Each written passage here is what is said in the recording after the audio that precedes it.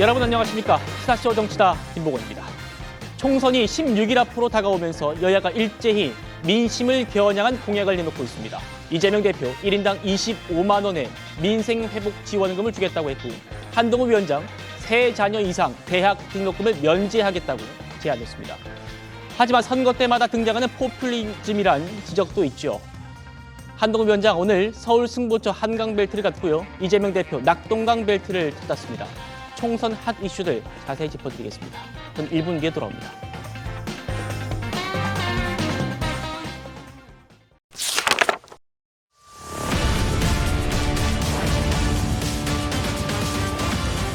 자, 부동산 갭투기 의혹에 대해 아내가 다 해서 나는 몰랐다고 했던 민주당 이영선 후보가 조금 전 참담한 심정으로 사죄해야 한다, 반성의 시간을 보내겠다면서 후보직을 사퇴했습니다. 앞서 성범죄자 변호 논란으로 사퇴한 조수진 변호사까지 이번 총선에서 민변 출신 인사들의 처신이 잇따라 도마에 올랐습니다. 저희가 준비한 영상 먼저 보시죠. 우리 안타깝게도 이영선 세종갑 후보를 공천 취소하고 제명했습니다. 우리 당의 충정을 위해서 세종에서 1년 한석 이상을 더 주실 거라고 확실합니다, 여러분. 김병기 후보는 부동산 투기한 일 없죠? 네!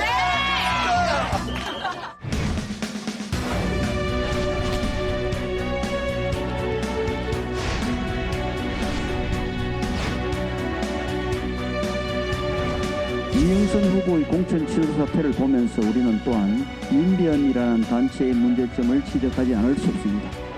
조수진 후보와 이영선 후보 모두 민변 출신입니다.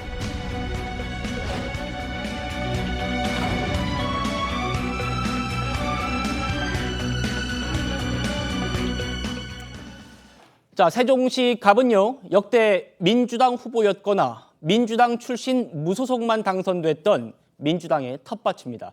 이곳의 공천을 취소한 건 그만큼 민주당이 봐도 이번 사안은 심각하다, 이렇게 판단한 걸 겁니다. 앞서 이 대표는요, 직접 이영선 후보의 지지를 유세했었는데 어제는 입장이 확 바뀌었습니다. 4월 10일은 무슨 날? 우리 총리님 한 말씀 하시지요. 그러면은 신임 후보 이영선 후보 얼마나 목소리 좋은지 한번 들어보겠습니다. 이영선.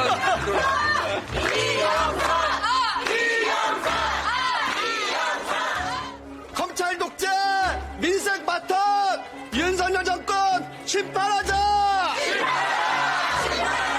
하나만 더 외치겠습니다. 우리 대표 이재명 대표님 화이팅!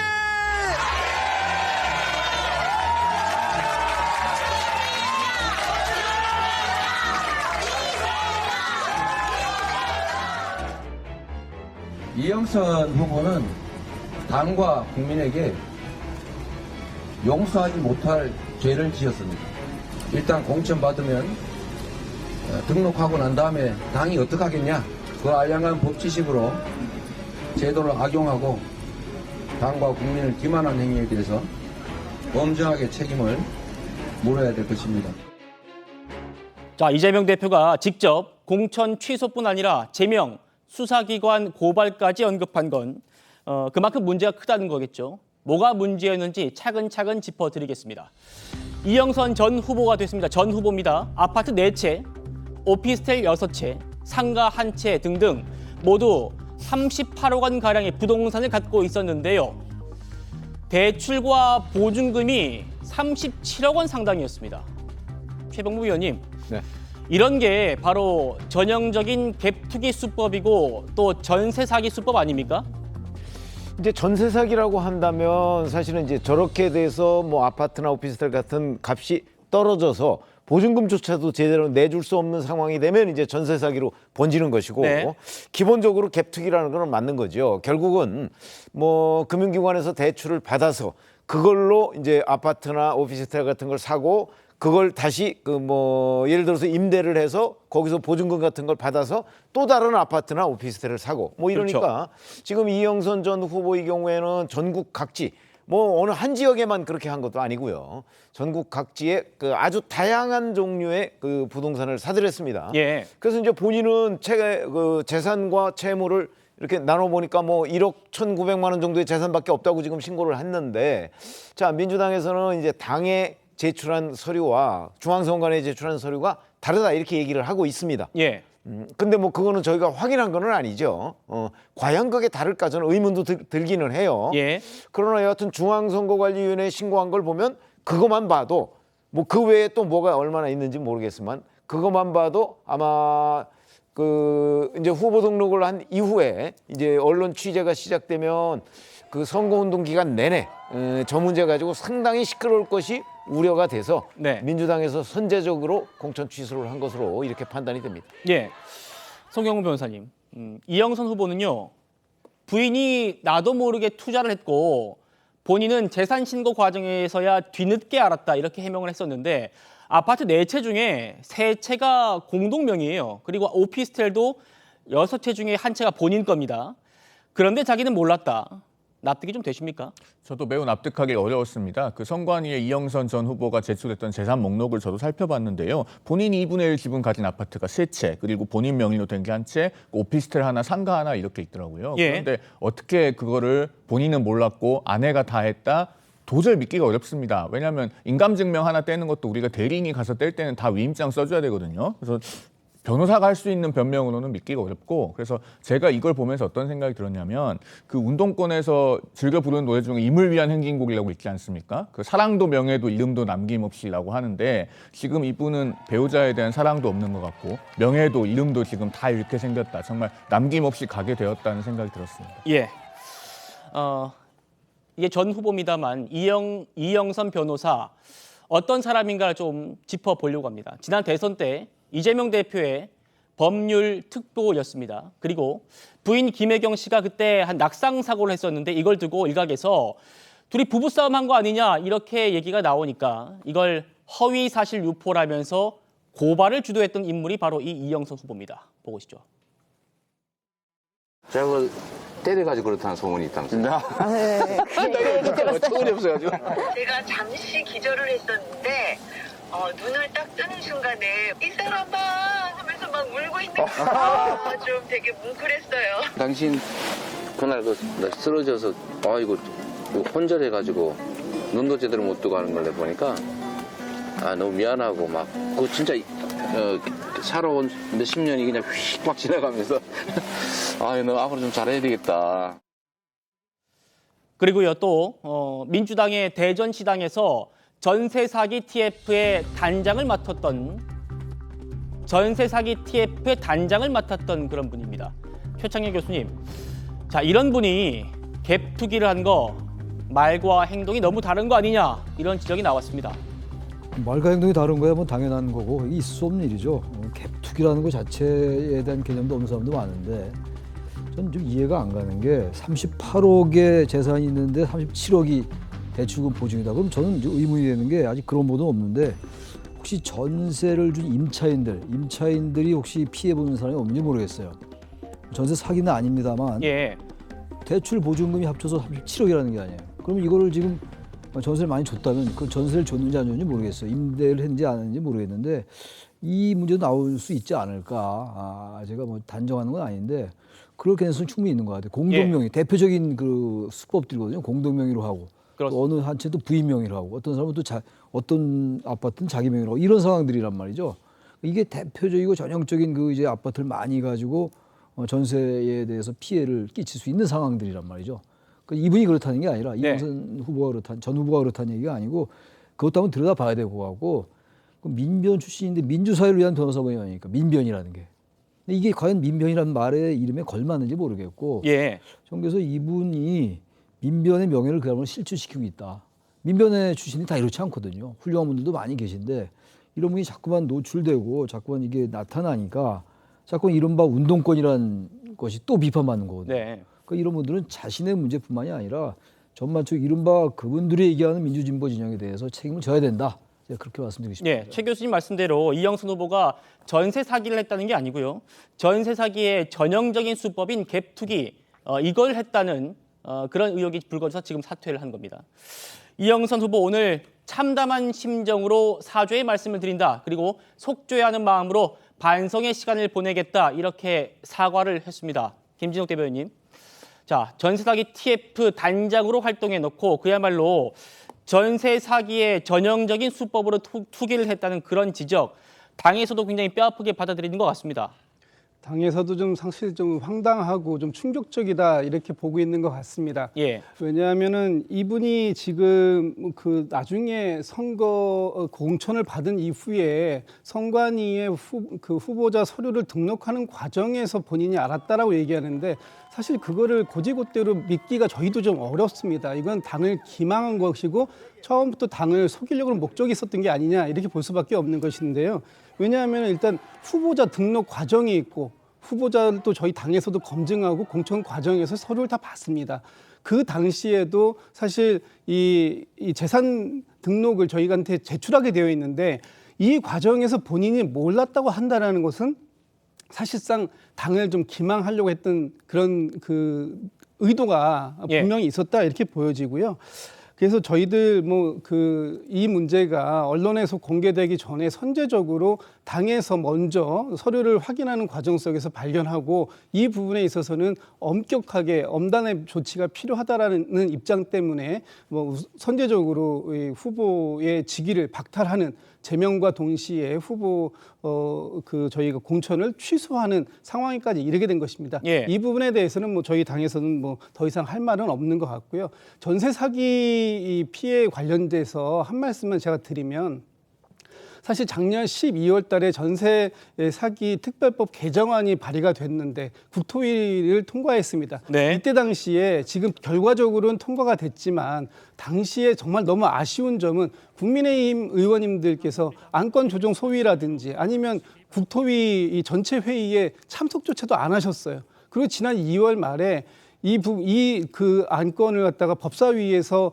국회 본회의로 올리려고 했을 때 법사위에도 안 됐고 그리고 결과적으로 60일 안건 조정 소위가 끝나고 난 이후에 예. 지금 국회의 본회의에 계류가 되어 있는데 이 부분에 대해서도 좀 국회에서 좀 논의를 좀 활발하게 하는 차원에서 국민의힘 의원님들께서도 적극적으로 이 부분을 좀 참여해 주신다면 지금처럼 전세 사기 때문에 피해받고 있는 많은 16,000여 명 예. 이상의 피해자들이 있지 않습니까? 이분들에 대해서도 같이 입장을 좀 맞춰주시길 저는 좀 바라고는 말씀드리겠습니다. 네, 그 부분에 대해서는 국민님도 입장이 같을 텐데 지금 핵심은 이 전세 사기 TF 단장을 맡았던 분이 전세 사기의 전형적인 수법으로 공천을 신청해서 공천장까지 받았다.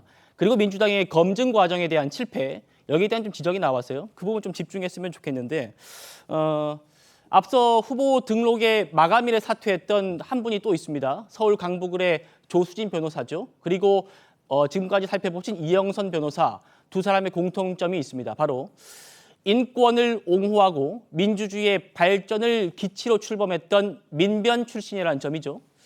오늘 이 부분이 집중적으로 부각되고 있는데요. 이번 총선을 거치면서 민변의 민낯이 드러났다 이런 평가까지 나오고 있거든요. 들어보시죠. 지금 변호사 19년 차인데 인권 변호사 시민운동 했고 마약, 강도, 살인부터 해서 또 교통사고 등등 돈 없고 그런 분들 해줬어요. 돈을 벌기 위해서 노력을 했으면 좋았겠지만 그것보다는 제가 좀 될 수 있으면 공감할 수 있는 변론을 펴고 싶고 그래서 의뢰인이 좀 저랑 좀 뜻이 맞는 사람이면 좋고 그런 편이더라고요. 네. 저는 공익활동을 하고 있는데 대전에서 집중적으로 전세 사기 문제가 좀 발생을 한 바 있습니다. 그래서 민변에서 대전에 전세 사기 문제를 지원할 수 있는 그런 업무를 좀 해달라 해서 전세 사기 피해자 대책위원회가 있는데 거기 자문 변호사를 제가 맡게 됐습니다. 진짜 아끼고 편의점에서 아이스크림 하나 안 사 먹고 제가 자산을 모은 거는 변호사 일로 자산을 모았고요. 검소함의 상징이시잖아요. 비싸 보이는 거 절대 없어. 그냥 항상 다 보면은 아닙니다. 토탈 얼마예요 이거 지금? 제가 봤을 때 5만 원 안 되죠? 이건 국회에서 5만 원 거고요. 3만 원도 안 될 것 같아요. 신발은 37,000원. 잠깐만, 근데 신발은 엄지발가락 부분이 구멍이 났어요. 메쉬 소재라서 그렇습니다. 민주당 내 민변 출신 변호사들이 어떤 논란이 있었는지 하나하나 좀 살펴보겠습니다. 지금까지 살펴보신 주말부터 이어진 논란, 그리고 조금 전에 이영선 후보의 입장까지 저희가 전해드렸는데 갭투기 의혹 있었고요. 재산 허위 보고, 그래서 이제 공천 취소가 됐고 제명됐고요. 민주당이 과연 이분을 고발할지, 실제로 고발까지 이어질지 이 부분도 좀 살펴봐야 합니다. 그리고 앞서 말씀드렸던 조수진 후보입니다. 본인을 인권 노동 변호사라고 소개해놓고 성범죄 가해자 그리고 임금체불 업주를 변호했던 사실이 드러났죠. 물론 변호사로서 어떤 우리 국민을 변호할 수 있죠. 그 부분을 짚은 게 아니고요. 이 조수진 후보는 본인이 변호를 하면서 어떻게 비상식적인 말을 했었는지 이 부분에 대한 책임을 지고 지금 사퇴를 한 겁니다. 다음이요. 국민 여러분 잘 아시겠지만 현근택 변호사도 있습니다. 이재명 대표의 측근으로 불리는데 공천 직전에 지역구에서 술자리 성희롱 논란으로 출마를 포기했던 분입니다. 그리고 이주희, 자 이분은요 민변에서 굉장히 사무처장으로 지내고 있었는데 거대 정당들이 위성 정당을 만드는 걸 비판했었어요. 그런데 그 직후에 본인이 직접 위성정 후보로 등록을 해서 지금 번호까지 받은 그런 분입니다. 다음이요. 국민 여러분 잘 아시는 분이죠. 김남국 의원입니다. 그에게 코인을 가지고 상임위 참석 중에 코인 거래를 해서 민주당을 탈당했던 김남국 의원도 민변 출신이고요. 최강욱 의원, 조국 전 장관 아들에게 허위 인턴 증명서 발급해서 의원직 상실형을 받은 최강욱 의원도 민변 출신입니다. 송영훈 변호사님, 쭉 6분을 보셨는데 어떤 느낌이 드십니까? 그 민변이 최초의 창립 시기와는 달리 이제는 위선과 내로남불의 상징처럼 된 것이 아닌가 하는 생각이 듭니다. 지금 저런 분들의 공통점이 본인의 말과 실제 행동이 대단히 불일치한다는 점이죠. 뭐 김남국 의원 굉장히 그 성실하고 또 가난한 사람처럼 그렇게 처세를 했지만 알고 보니 그 국회에서 3년간 1,118억 원이나 코인 거래를 한 것으로 그렇게 드러났고요. 또 아까 조수진 후보 뭐 인권 변호사를 얘기했지만 초등학교 4학년 여자아이와 그 부모에게 끔찍한 2차 가해를 가하는 내용의 변론을 하는 것이 인권 변호사의 변론은 아닐 겁니다. 그다음에 이영선 전 후보 전세 사기 TF팀 공동단장을 맡았는데 결국에는 그 갭투기를 아주 많이 해온 것으로 그렇게 드러나지 않았습니까? 그러니까 이분들께 공통적으로 드릴 수 있는 말씀은 가난을 도둑질하지 말고 인권을 참칭하지 말고 그 정의를 가로채지 말아주십사, 그런 부탁을 좀 드리고 싶습니다. 이런 게 계속되면은요 정말 민주사회를 위한 변호사 모임이 아니라 민주당을 위한 변호사 모임을 아마 따로 하나 만들어야 될 것입니다. 예, 최 의원님, 인권 그리고 피해자 보호, 또 서민의 편에 서겠다던 그런 민변 출신의 인사들이 이런 행태를 보여서 지금 많은 국민들이 실망을 하고 계십니다. 어떻게 보십니까? 좀 많이 뭐 민변 출신들 전체가 다 그렇다고 우리가 그렇게 얘기할 건 아니고 이제 그 중에 일부 두드러진 사람들, 특히 정치권에 좀 기웃거리고 뭐 국회의원 배지를 달았거나 아니면 국회의원이 되고자 하는 사람들, 뭐 그런 사람들이 이제 지금 각종 여러 가지 의혹이나 아니면 뭐 위선 뭐 이런 부분에 휩싸여서 이제 사퇴하거나 문제를 일으키거나 뭐 의원직을 상실하거나 뭐 이런 경우가 있는 거 아니겠습니까? 뭐 저는 뭐 저런 거를 민변이라는 전체 조직성의 어떤 행태로 보고 싶지는 않고, 다만 그 민변 내에서 이제 정치를 지향하고 뭐 이런 사람들의 어떤 그 개별적인 그 어떤 스타일 뭐 이런 걸로 지금 그 지적을 하고 싶거든요. 그렇기 때문에 저는 오히려 저런 그 민변 출신들의 잇따른 여러 가지의 위선적 행위, 그다음에 언행 불일치, 이 부분에 관해서 저는 민변이라는 그 단체 자체가 뭔가 좀 얘기를 했으면 좋겠어요. 이런 의원들에 대해서 자, 우리 민변도 뭐 반성한다든가 아니면 뭐 민변의 뭐 일부 누구의 행위라든가, 적어도 민변은 왜 아무 말이 없는 거죠? 우리가 여러 이제 지금 그 여기 낙마하거나 뭐 이런 사람들의 공통적인 특징이 민변이라고 지금 얘기를 하고 있는데, 뭐 민변도 본인들의 명예가 있을 거 아니겠습니까? 지금 민변도 이런 그 부분에 관해서 자기들의 입장을 좀 밝혀서 국민들한테 설명할 필요가 있지 않을까? 그래야 일반 국민들이 민변을 올바로 이해하지 않을까? 저부터도 사실 뭐 민변의 역사나 이런 건 알고 있지만 민변 사람들 대부분이 다 저런 건지 뭐 아닌 건지 뭐 이런 부분을 지금 명확하게 알지 못하고 있거든요. 좀 설명이 필요하다고 생각합니다. 최창희 교수님, 그러니까요. 민변이라는 이 단체, 집단이 과거 문재인 정부 때 민변 정부라고 불릴 정도로 굉장히 영향력이 크고 많은 분들이 좋은 분들이 탄생했던 그런 조직인데 지금 이렇게 논란이 되고 있기 때문에 민변에서는 어느 정도 입장을 내야 되는 거 아니냐 이런 얘기도 좀 공감이 됩니다. 어떻게 보십니까? 민변이 아마 예의주시하고 있을 거예요. 이게 한두 분이 아니기 때문에 지금 여러 분이 나왔잖아요. 민변이라는 조직이 우리 사회에서 감당한 역할이 있었어요, 분명히. 예. 한국의 민주화를 위해서 상당히 역할을 했고 88년도에 설립된 단체잖아요. 88년도 물론 민주화가 된 게 87년도 말이긴 했습니다만 그 이후에도 사실 민주화된 이후에도 여러 가지 논란이 많이 있었으니까 저 근데 하나 문제를 제가 제기하고 싶은 게 민주사회를 위한 변호사 모임이라는 게 꼭 진보일 수는 없는 거거든요. 근데 우리 사회라는 게 진보 대 보수의 이런 이념적인 대결 구도가 계속되고 있는 상황이란 말이에요. 지금도 어떤 면에서 더욱더 이념적인 이데올로기적 대립이 더욱더 강화되고 있어요. 지금 선거 과정에서도 그대로 드러나고 있는데 민주사회를 위한 변호사 모임이 그 당시 민주대 반민주 구도에서 역할을 했다 하지만 과도하게 지나치게 정체성이 너무 진보 쪽에 치우쳐 있거나 이념적인 편향성을 비칠 수 있는 부분이 분명히 있어요. 근데 그런 분들이 그렇게 이념적인 편향을 보이거나 정체성을 보이는 건 좋은데 저렇게 일반 우리 국민들의 평균적인 도덕 인식보다 낮단 말이에요. 네. 여기 변호사 우리 저기 송 변호사님 계십니다만 변호사들이 정치에 많이 진출해요. 그럼 뭐 나무랄 게 전혀 없습니다. 예. 그런데 문제는 변호사라는 그 전문직을 가지고 저런 일들을 하니까 민주사회를 위한 변호사 모임 많은 그 변호사들 그리고 우리 사회의 역할을 지대하게 했던 변호사들 내 명예에 지대한 손상이 가는 거예요. 저는 이래서 이걸 민변이 글쎄 저런 부분을 가지고 성명을 낼지는 모르겠어요. 저는 그렇게 쉽사리 성명 낼 것 같지는 않은데 개인의 일탈들이거든요. 개인의 일탈의 문제인데 민변의 전체 이름으로 논평하기가 쉽지는 않을 겁니다 아마. 예. 근데 아무튼 간에 민변이라는 단체도 너무 과도하게 한쪽으로 치우치는 듯한 그런 모습을 보이는 것은 지양했으면 좋겠다라는 말씀으로 가름합니다. 알겠습니다. 국민의힘은요 회계사 출신인 김경률 비대위원을 필두로 이 부동산 갭 투기 의혹이 있는 민주당 후보들이 이영선 변호사 말고 더 있다 이렇게 공세를 폈습니다. 이재명 후보가 갭 투기한 사람은 민주당 후보로 출마를 할 수 없다라고 했는데요. 몇 가지 사례를 몇 명 소개해드리겠습니다. 부천을의 김기표 후보입니다. 강서구 마곡동 상가 두 채 65억 원어치를 가지고 있고 그에 따른 부채가 57억 원입니다. 이거 갭 투기입니까? 아닙니까? 이재명 대표는 답변해 주십시오. 자, 그러니까 경기 부천을에 출마한 민주당 김기표 후보가 약 65억 원 상당의 부동산을 갖고 있는데요. 채무도 56억 원이라는 겁니다. 상식적인 시선에서 의심은 가는 그런 정황인데 한동훈 위원장도 힘을 실었습니다. 김기표 후보의 경우에 문재인 정부의 기준으로는 청와대 비서관을 할 수 없다는 여론과 그 정권의 판단에 의해서 단기간에 사퇴했죠. 바로 그 이유 때문에. 그런데 지금 이재명 대표의 민주당은 그런 사람도 국회의원이 돼서 나라를 이끌어도 된다고 판단하는 거거든요. 어떤 사정이 변경이 있는지 묻고 싶습니다.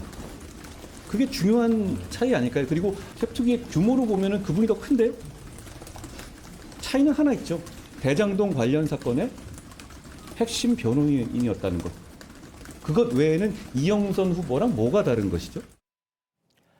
자, 한동훈 위원장 얘기대로요. 김기표 후보는 문재인 정부 때 반부패 비서관으로 임용이 됐다가 부동산 투기 의혹을 받고 석 달 만에 사실상 경질됐던 그런 분입니다. 송 변호사님.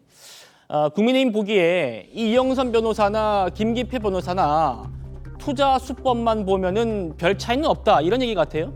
큰 틀에서 봐서 갭 투자 내지 갭 투기라는 점에서는 공통점이 있죠. 그러니까 예. 65억 원 정도 되는 부동산인데 그걸 56억 원 이상을 대출을 일으켜서 샀으면은 그 대출금 비율이 한 85% 됩니다. 우리가 이런 거를 통상 갭 투자나 갭 투기라고 하죠. 그러니까 부동산의 매입 가액 중에 상당 부분을 대출이 차지해서 그 채무와 부동산 매입 가액 간의 갭이 작은 걸 이용해서 아주 적은 자기 자본으로 부동산을 취득하고 그 쉽게 취득한 다음에 가격 상승분을 노리는 것 이런 걸 우리가 갭 투자, 갭 투기라고 합니다. 그래서 물론 대출을 받아서 부동산을 사는 것 자체가 불법은 아닙니다만 그 당시에도 이제 이런 것들이 논란이 됐던 것이 결국 이런 모범을 보여야 될 공직자가 갭 투자나 갭 투기를 앞장서서 하게 되면은 부동산 가격 상승으로 가뜩이나 서민들은 어렵고 고통을 받고 있는데 가격 상승을 더 부추기는 일 아니겠습니까? 그러면서 정부나 여당이 가격을 안정시키겠다고 하는 것은 내로남불이 된단 말입니다. 그래서 그 당시에 논란이 됐던 건데 과연 그러면 지금은 그런 문제가 없는 것인가? 만약에 민주당 국회의원들이 너도 나도 이렇게 갭 투자, 갭 투기에 나선다면 그런 것이 과연 공직자 윤리에 맞고 국민 눈높이에 맞는 일이고 부동산 가격 안정에 그 기여하는 일이고 또 후속 세대에게 어떤 내 집 마련에 길을 열어주는 것인가 그런 거 묻지 않을 수 없거든요. 그러면은요 갭 투기를 한 사람은 민주당 후보가 될 수 없다라고 하는 말은 이재명 대표 자신에게 고스란히 돌아오는 겁니다. 나머지 민주당 후보들의 공천은 과연 이상이 없는 것인가 짚어봐야 될 대목이죠. 알겠습니다. 다시 한번 말씀드립니다만 빚내서 투기했다는 그런 의혹으로 문재인 청와대 비서관에서 석 달 만에 사퇴했던 분이 바로 김기표 후보입니다. 오늘 직접 해명을 했다고 하는데 뭐라고 했을까요? 사실관계부터 좀 전혀 다르고요. 제가 이제 검사나 반부의 비서관 시절에 있었던 일 자체도 아니고 그런 공직이 있었던 적은 없습니다. 그래서 그 전에 그 보수 언론이나 이에 동조하는 보수 당에서 보수 정당에서 이 부분에 대해서 굉장히 흑색선전을 했고 그래서 그 부분에 나중에 수사까지 다 받아서 다 혐의 없음 처분됐고 제가 했던 것이 부동산 투기도 아니고 사실 자체가 아닙니다. 56억 대출도 숫자도 한번 정확히 파악해 보시기 바랍니다. 자, 지금 김기표 후보가 추가로 입장을 조금 전에 냈습니다. 제가 좀 더 소개를 해드리면요. 이렇게 얘기했습니다. 불법적인 부분 없이 정상적인 담보대출로 이루어진 정상거래다. 그리고 나는 상가를 분양받은 것이고 상가를 분양받을 때는 대출을 함께 받는 게 보통이기 때문에 이걸 갭 투기라고 하진 않는다. 이게 지금 좀 전에 올라온 김기표 후보의 추가적인 입장입니다. 최 의원님. 네. 그러니까 지금 김기표 후보 얘기는 이미 수사기관에서 무혐의 처분 나왔고 문제될 게 없다는 건데 다시 한번 짚어드립니다만은 반부패 비서관으로 청와대에 있을 때 마곡동 상가 2채를 65억 원에 사면서 금융채무를 56억 원 졌다. 이것 때문에 빚내서 투기했다는 의혹이 있었거든요. 어떻게 보십니까? 그러니까 그 부분과 함께 또 경기도 광주시에 뭐 송정지구에 투자했던 부분도 있습니다. 그런 것도 있습니다. 이제 그런 몇 가지 때문에 아마 이제 석 달 만에 사퇴를 한 것으로 보이고요. 자, 지금 문제는 저는 김기표 후보의 저 해명이 더 문제라고 생각하는 것이 그 오늘 어느 방송에 나와서 해명을 했는데요. 그러나 구체적으로 무엇이 어떻게 문제라는 해명을 한 게 아니고 그 부분에 대한 문제 제기를 한 쪽을 오히려 역공을 취했습니다. 자, 그러면서 뭐 숫자 뭐 이런 것도 제대로 한번 확인을 해봐라 그러는데 제가 그렇잖아도 저 중앙선거관리위원회에 저 재산 내역을 한번 숫자를 확인해 보려고 들어가 봤습니다. 봤는데 특정 한 은행에서 51억을 대출을 받았어요. 자, 그러면 보통 사람의 경우에 뭐 예를 들어서 한 60억짜리 무슨 부동산을 산다고 해서 특정 은행에 그 지금 변호사 한 분이 과연 51억을 대출을 받을 수가 있는가 하는 궁금증이 생겨요. 그러면 본인이 나와서 해명을 하려면 그런 부분을 해명을 해야 되는 거예요. 뭐 숫자를 확인해 보세요. 그런데 숫자를 확인해 봤더니 그런 의문이 생기거든요.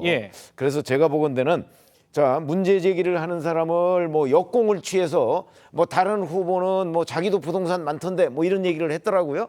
그런 얘기를 할 게 아니고 본인이 자, 저 부동산을 취득하게 된 경위, 그다음에 또 하나는 특정 은행에서 51억을 대출받게 된 경위, 거기에 불법성이 없었는지 뭐 이런 부분에 관한 구체적인 설명을 지금 저는 유권자들이나 국민들이 요구하고 있다. 근데 오늘 방송이나 또는 그 추가로 해명자를 낸 것을 보면 그런 구체성이 상당히 떨어진다. 그래서 저는 또 추가로 뭐 설명이 필요한 부분이 많다 이렇게 생각합니다. 김진욱 대변인님, 최 의원님 말씀대로 구체성과 좀 본질적인 부분에 대한 입장은 좀 빠져 있다라는 지적이 있거든요. 어떻게 보십니까? 지금 이 김기표 후보가 방송에서 다 얘기하지는 못한 것 같아요. 그런데 김기표 후보와 그 김기표 후보의 부인에 대해서 그 고발이 있었습니다. 부동산 이 투기 의혹에 대한 고발이 있었고요. 저 사건 때문에 그 건에 대해서 수원지검에서 수원지검 성남지청에서 이 건에 대해서 조사를 다 했습니다. 그리고 거기에서 무혐의 처분이 나왔거든요. 그런 상황이기 때문에 이게 뭐 일부 비판은 있을 수 있습니다. 이거 갭투기에 비슷한 내용이 있지 않느냐라고 할 수 있는데 이게 투자인지 투기인지에 대해서는 아직은 명확하지 않다. 그래서 조금 더 본인이 이 선거 기간 중에 이 부분이 어차피 문제가 됐기 때문에 네. 뭐 좀 더 해명할 부분이 있을지 모르겠습니다만 제가 볼 때 지금 이 과정들이 처음 논란이 된 상황은 아니고요. 이 상황은 이미 고발까지 들어가서 그 사법 당국에 의해서 조사까지 된 상황이기 때문에 예. 이것을 가지고 문제가 있다만 이렇게 단정하는 것은 좀 무리가 있어 보입니다. 네, 최 교수님. 전 뭐 딴 얘기는 아니고 뭐 법률적으로 문제가 없을지 모르겠어요. 그런데 제가 가끔 강조한 얘기가 이 공직자들은 국민들의 평균이어야 됩니다. 제가 경제적으로도 좀 그랬으면 좋겠다는 얘기를 하는데 뭐 경제적으로 국민들의 평균보다 높다고 공직자가 되지 말라는 법은 없어요. 지금 일반적으로 볼 때 부동산 65억 원에 채무가 56억, 그 금융 채무가 56억이다. 이게 우리 국민들의 정서로 납득이 잘 안 돼요. 예. 사법적으로 문제가 없겠죠. 없으니까 뭐 검찰에서 무혐의 처분이 났겠습니다만 그 부분하고 이게 정치 영역을 얘기하고 있는 거잖아요, 우리가. 전 이런 게 참 납득이 안 가요. 왜 우리나라 공직자는 왜 이런 부분을 많이 보여야 되는 것인지. 전 그래서 이런 분들은 공직자 자격이 없는 것 같아요. 선거에 출마할 자격이 없는 건 아니에요. 예. 그래서 제가 볼 때 우리 한국 국민, 대한민국 국민들의 일반 수준으로 볼 때 너무 거리가 떨어지게 느껴져요. 공직자들은 대한민국 국민들과 가까이 있어야 될 거 아니에요. 전 그래서 아마 그런 의혹 때문에 문재인 정부 때 사퇴를 한 것 같아요. 무슨 불법적인 게 나타났다기보다도 네. 의혹 때문에 사퇴한 건데 전 이런 부분이 대단히 안타까워요. 이건 뭐 이 야당 문제뿐만이 아니라 대한민국의 공직자들이 이런 게 너무 많아요. 공직하면서 어떻게 이런 생각을 하게 되냐고요. 참 대단한 분들이다라는 생각이 좀 듭니다. 알겠습니다. 저희 패널 분들이 의견을 좀 종합해 보면 일단 뭐 수사기관에서 무혐의 받았다고 하니까 그 본인의 주장을 인용하더라도 한 은행에서 51억 원의 대출을 상가를 사기 위한 대출을 받을 수 있었던 그런 배경이라든지 이런 김 후보가 직접 추가적인 좀 더 입장을 내야 하지 않겠느냐라는 쪽으로는 좀 논의가 모아지는 것 같습니다. 김경률 비대위원은요, 김기표 후보 외에도 여러 후보들의 재산 신고 내역에 의문을 제기하고 있는 상황입니다. 지금 보시는 거는 안귀령 후보의 재산 신고서인데 이게 좀 이상하다는 겁니다. 보시면요, 현금과 예금에 빵원입니다. 보유한 현금과 예금이 없다는 겁니다. 송영훈 변호사님.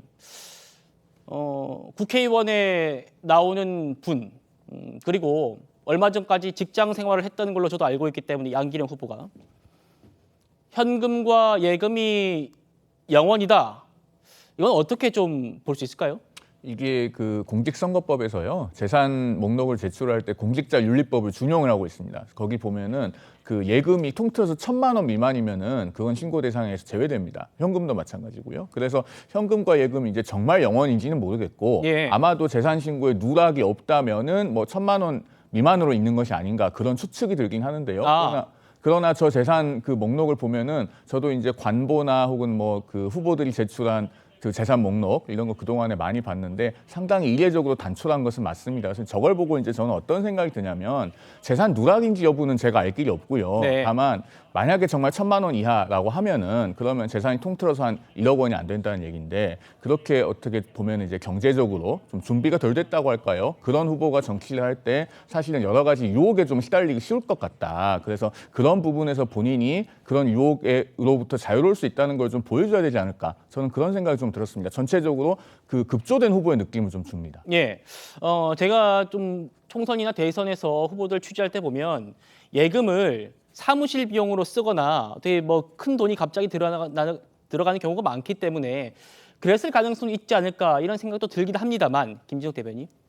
지금 안기령 후보 같은 경우에는 청년 그 정치인입니다. 우리 사회에서 청년 세대가 얼마나 어려운 세대입니까? 지금 안기령 대변인 같은 경우에는 22년 1월 달에 전 직장을 그만두고 나와서 지금 2년 가까이 그 당에서 대변인 생활을 하면서 자원봉사 개념의 봉사활동을 하고 있었던 상황입니다. 그런 상황이기 때문에 아마도 그 전에 있었던 예금이나 적금 같은 것들을 활용해서 생활을 하지 않았을까라는 생각이 좀 들고요. 예. 지금 우리 사회가 처하고 있는 이 청년들의 어려움, 이번에 보니까 국민의힘 같은 경우에는 청년들에게 그 후보자 기탁금까지도 제공하겠다 이런 표현까지 쓰면서 청년 정치를 활성화하겠다고 얘기하는데 청년들이 지금 재정적으로 준비가 안 됐기 때문에 이 급조된 후보다 또는 청년 정치인은 부족하다 이렇게 얘기하는 건 좀 바람직하지 않다고 보여지고요. 예. 청년 정치인들이 모든 부분을 다 준비할 수 있지 않기 때문에 저희들이 오히려 청년들에게 가산점까지 주면서 청년 정치인들을 이 사회에 좀 키워내는 그런 역할을 해야 된다라고 보는 거 아니겠습니까? 그런 측면에서 볼 때 안기령 후보가 지금 재산이 턱없이 일반 수준에서 부족하다 이걸 가지고 문제 삼는 건 좀 과한 평가다 이렇게 해서 저기 말씀드리겠습니다. 네, 송영 변호사님께 반론 좀 드려야 될 것 같습니다. 조금 발언이 확대 해석된 것 네네네. 같아서 제가 좀 그 논점을 명확히 하자면 청년 정치인을 뭐 뭉뚱그려서 뭐라고 하는 것이 아닙니다. 다만 안기령 후보가 그동안에 많은 논란이 있지 않았습니까? 뭐 차은 후보다 이재명이라든가 그다음에 자기 선거구도 숙지를 못해서 옆 선거구에 가서 선거운동을 한다든가 또 선거법도 숙지가 안 돼서 이제 마이크 들고 선거운동을 한다든가 그런 모습을 많이 보였기 때문에 그 연장선상에서 그럼 경제적으로도 준비가 되어 있지 않으면은 이것은 급조된 후보가 아닌가 그런 인상을 준다는 것이죠. 예. 두 분의 논점이 시청자분들께 잘 전달된 것 같습니다. 국민의힘의 이런 의혹 제기에 민주당은 공식적으로 어떤 입장일까요? 한번 들어보시죠. 국민의힘은 서명 후보랑 안기령 후보 등 재산공개 관련 문제 제기를 했는데 그 부분은 그러니까 좀 일방적인 주장이기 때문에 제대로 파악하지 않았습니다. 국민의힘에서 책임 있는 분도 아니고요. 개인 자격으로 이제 문제제기한 거라서요. 크게 비중을 두고 보고 있지는 않습니다. 정치 공세의 일환이라고 생각합니다. 자, 최 교수님. 예. 그러니까 지금 국민의힘 의혹 제기를 단순 정치 공세다 이렇게 좀 판단하고 있는 것 같습니다. 안기령 후보가 이래저래 꽤 유명해졌어요. 예. 근데 안기령 후보가 이제 YTN에서 이제 앵커다고 그랬잖아요. 저도 대담도 많이 하고 그랬었는데 청년 정치인이에요. 근데 이제 얘기가 됐던 게 지역 사정을 모른다라는 것 때문에 이제 꽤 회자가 되고 그랬었는데 전 예금이 제로고 현금이 제로다라는 것 때문에 얘기하는 건 좀 맞지 않는 것 같아요. 어떤 분명한 어떤 잘못된 게 있거나 불법적인 게 있거나 그런 의혹이 있어야 되는데 현금이 제로됐다는 건 지금 우리 송 변호사 말씀 들어보니까 1,000만 원 이하면 그렇게 할 수 있겠네요. 지금 들어보니까 그런 거겠죠. 한 푼도 없이 어떻게 생활하느냐. 그게 말이 되냐 이런 논조 같은데 네. 이런 식의 의혹적인 정말 정치 공세인 것 같아요. 굳이 이런 건 제기 안 했으면 좋겠어요. 국민의힘에서. 다른 건 얼마든지 수긍이 가는데 안기령 후보의 다른 측면이 아니라 뭐 이런 건 제기할 수 있어요. 왜 지역에 연고가 없는 사람을 공천했느냐 이런 건 비판할 수 있어요. 양당 다. 근데 지금 현금이 제로고 예금도 없다. 이 문제를 가지고 얘기하는 건 저는 잘 맞지 않는 것 같아요. 네, 최 의원님. 그러나 저희 그 경험으로 보면 예. 자 현금도 제로고 예금도 전혀 없는 사람이 그 어떤 특정 지역구에 공천을 받아서 그 선거를 치를 수 있을까? 저는 그런 적을 한 번도 본 적이 없습니다. 그런 점에서는 저는 충분히 사실관계를 한번 다퉈볼 필요는 있겠다는 생각이 들어요. 네. 왜 그러냐면 우리 다 아시다시피 지역구 출마하면 돈을 얼마나 많이 듭니까? 본인이 당장 먹고 사는 거 외에 상당한 정도의 돈이 듭니다. 예. 자, 그런데 그거 뭐 다 알아요. 모르는 사람 없습니다. 뭐 여기 뭐 다 아실 거예요. 그런데 그 돈을 한 푼도 안 가지고 내가 지역구에 출마해서 당선이 되겠다고 과연 할 수 있을까? 그러니까 제가 경험적으로 한 번도 못 봤다는 말씀은 분명하게 드립니다. 예, 알겠습니다. 민주당 반응 좀 더 전해드리겠습니다. 그러면 국민의힘 당신들은 어떠냐면서 반격이 나선 건데요. 한번 들어보시죠. 한동훈 위원장은 최근 가해자를 옹호하고 2차 피해를 가한 행위들을 우린 용인하지 못한다. 우린 가해자가 아닌 피해자 편이라고 주장했습니다. 팩트체크 결과 새빨간 거짓말입니다. 대전판 도가니 사건 변호인 조수연 후보, 초등생 의붓딸 성폭행 사건 변호인 김상욱 후보, 프로축구 집단 강간 사건 변호인 구자룡 후보, 군포 집단 성폭행 사건 변호인 유영하 후보의 공천 철회를 요구합니다.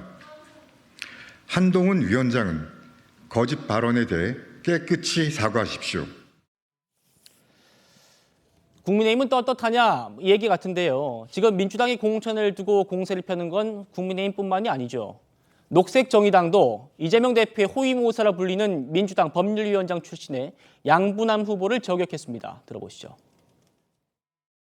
광주 전남 지역의 1,000억 원대 전세 사기범의 변호를 맡기도 했습니다. 민주당은 시스템 공천을 하고 있다라며 했던 자화자찬을 생각하면 얼굴이 화끈거리지 않으십니까? 앞에서는 전세 사기 피해자들을 위로하면서 뒤에서는 전세 사기범 변호를 맡은 후보를 공천합니까? 김지영 대변인님, 자 그러니까 양분남 후보는 이렇게 해명했습니다. 지인의 부탁을 받고 수임을 한 건 맞는데 그게 전세 사기 사건인 걸 알고 내가 45일 만에 사임했다 이렇게 해명했어요. 하지만 1,000억 원대 전세 사기범의 그 변호를 맡은 후보를 공천한 건 좀 잘못되지 않았냐, 이게 녹색정의당의 입장인 것 같습니다.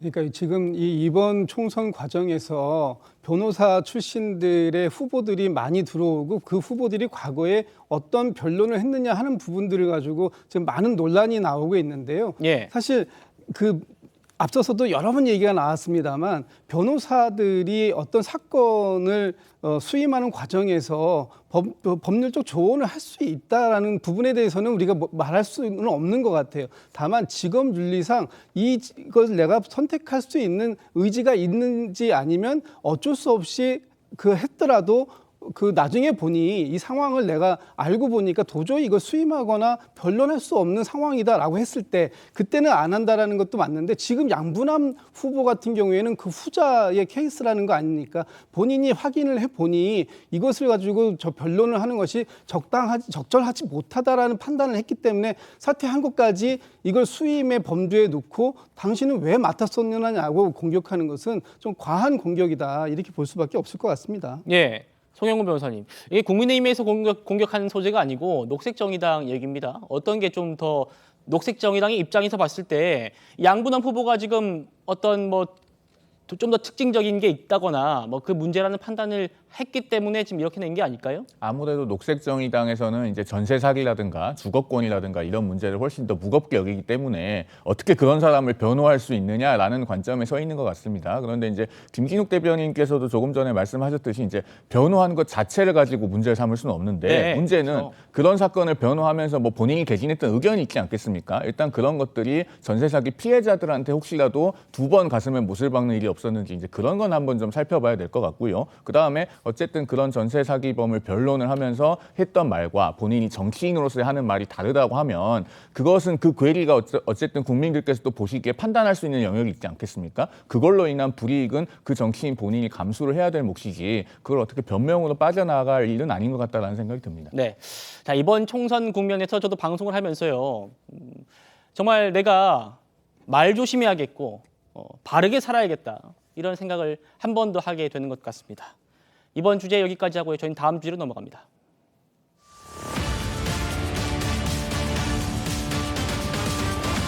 (16일) 남은 총선, 여야 대표들의 오늘 모습 좀 살펴볼 겁니다. 총선일이 다가올수록 이재명 대표의 발언 수위가 높아지고 있습니다. 직접 한번 들어보시죠.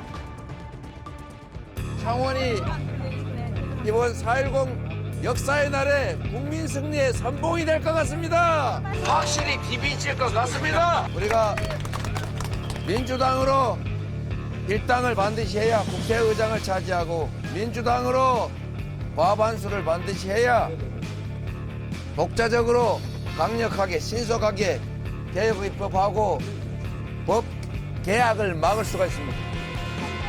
여러분 자신 있죠? 네! 지난 2년의 폭정 이제는 끝내야 합니다.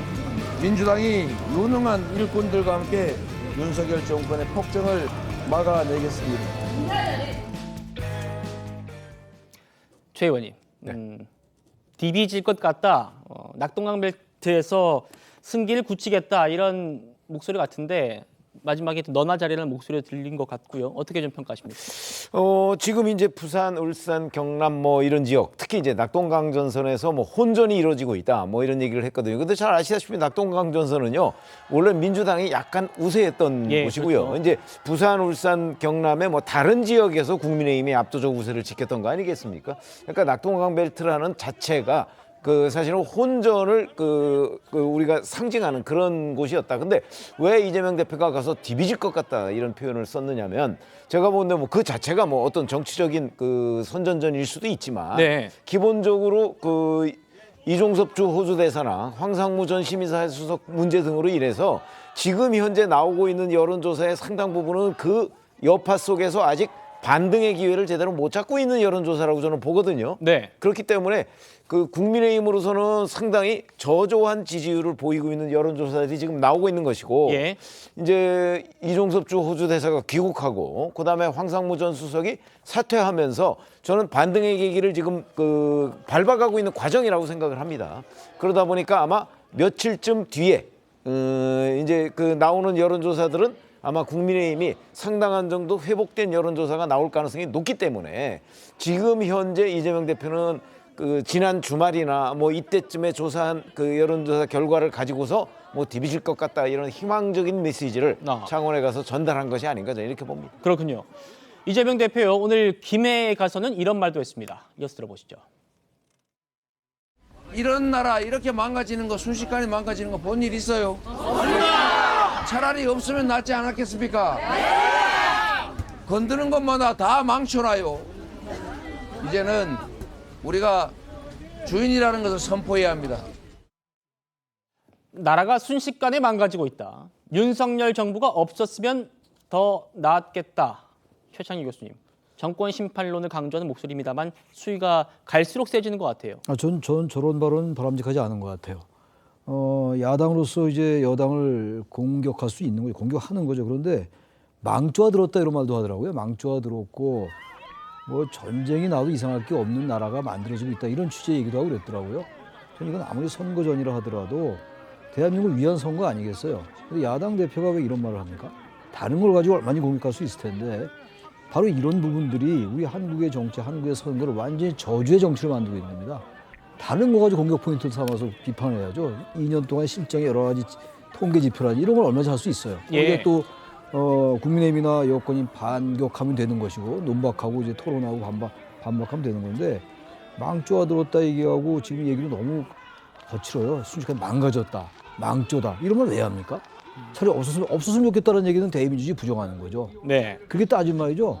선거 차라리 없었으면 좋겠어. 이런 선거는 정말로 이렇게 서로를 저주하고 증오하고 혐오하고 22대 국회는요 모르긴 몰라도 아마 21대 국회가 역대 최악의 국회라고 그러는데 예. 토할 것 같아 이런 식으로 가다가 정책 공약이 조금씩 나오기 시작했습니다만 그야말로 생색내기용이고 선거 내내 공천 잡은 공천 파동 가지고 난리를 쳤고 서로의 막말이 얼마나 많았어요. 과거 바람까지 소환되고 말이죠.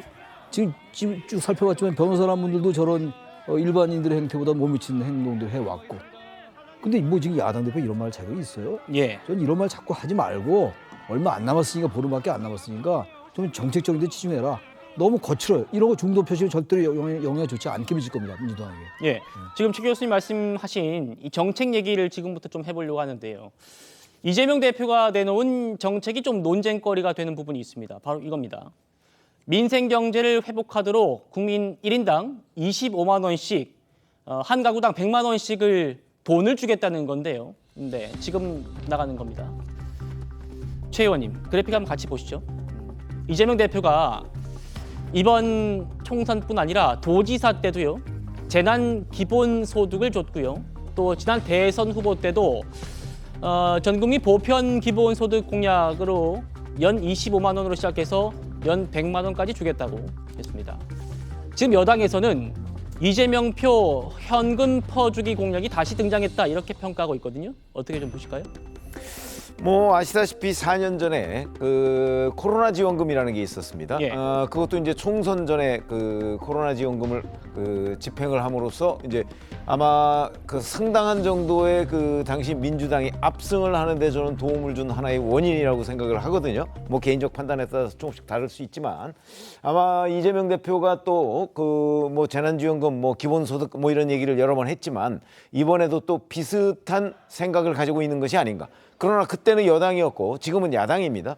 그러니까 혹시라도 여당이 지금의 여당이 그 총선을 앞두고 4년 전과 비슷한 양상으로 뭔가 그러니까 재난지원금과 비슷한 상황을 만들려고 하는 부분에 대한 우려 뭐 이런 것들을 생각하다 보니까 예. 선제적으로 저걸 제안했을 가능성 대단히 높다고 봅니다. 홍영훈 변호사님. 네. 그러나 기본적으로 보면 예. 여하튼 현금을 가지고 이 전 국민들한테 뭐 얼마가 됐든 이렇게 나눠주는 거는 뭐 포퓰리즘이라는 건 분명하죠.